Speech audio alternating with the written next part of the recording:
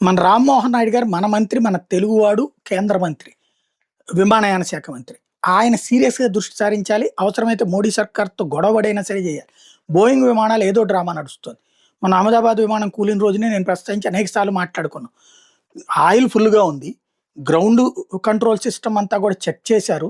అంతా ఓకే అని చెప్పేసి పైలట్ కూడా రాసుకున్నాడు. పైకి లెగుస్తా ఉండగా ఆయిల్ బంద్ అయిపోయింది. దాంతో విమానం కూలిపోయింది.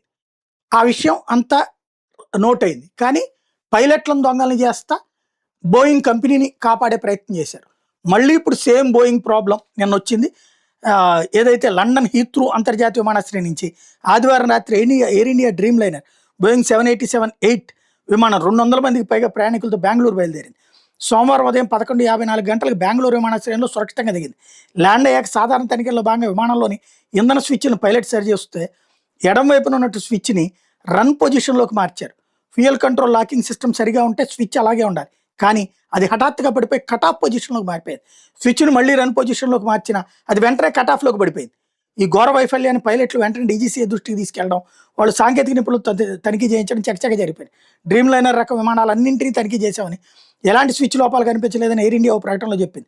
స్విచ్ లోపాల మీద ఉపకరణాలు తయారు చేసిన ఒరిజినల్ ఎక్విప్మెంట్ మ్యానుఫ్యాక్చరర్ ఓఈఎంకి సమాచారం ఇచ్చామని, వాళ్ళు పైలట్ల నుంచి సమాచారం తీసుకున్నారని చెప్పుకొచ్చింది. ఘటన మీద సమగ్ర స్థాయిలో నివేదిక ఇవ్వాలని ఎయిర్ ఇండియాని డీజీసీఏ ఆదేశించింది.